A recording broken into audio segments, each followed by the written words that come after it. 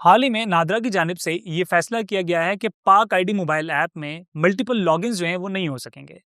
इसके बाद शहरियों की जानिब से बहुत सी शिकायत जो हैं वो मौसूल हुई हैं, तकरीबन 1800 से ज़ायद शिकायत हैं।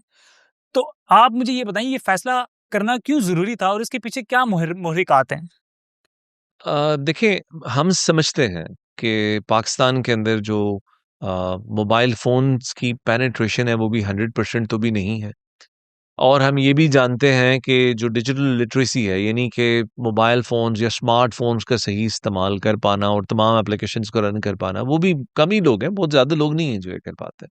तो इस वजह से हमने अलाउ कर रखा था कि आप अपने जो दीगर इमीडिएट फैमिली रिलेटिव्स हैं, उनके तो डॉक्यूमेंट जो आपकी फैमिली ट्री में आ रहे हैं, उनकी डॉक्यूमेंट्स के लिए अप्लाई कर सकते हैं। जैसे मैं अपने मोबाइल से अपनी बेटी का या अपने बेटे का सीआरसी अप्लाई कर सकता हूँ। या अपना एफआरसी जिसमें मेरी वालदा, मेरे वालिदैन या मेरे बच्चे वगैरह आ रहे हों, ये मैं अप्लाई कर सकता हूँ अभी भी, इसमें कोई हर्ज नहीं है।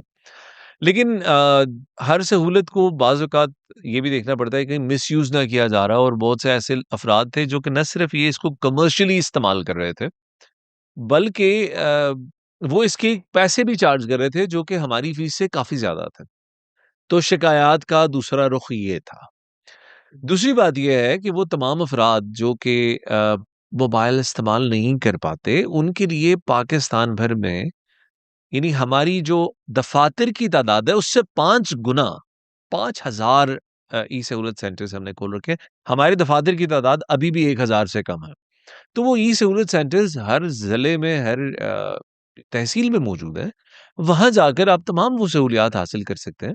लेकिन ऐसे जो अगर आप ये समझें कि ई-सहूलत के होते हुए पाक आइडेंटिटी के ऊपर हर बंदे को अनलिमिटेड ऑथराइज़ेशन कर दी जाए कि वो जिस मर्ज़ी को ऐड करता फिरे, तो इसमें काफ़ी प्रॉब्लम्स थे और इस वजह से ये प्रैक्टिस इस तरह से नहीं रखी जा सकती।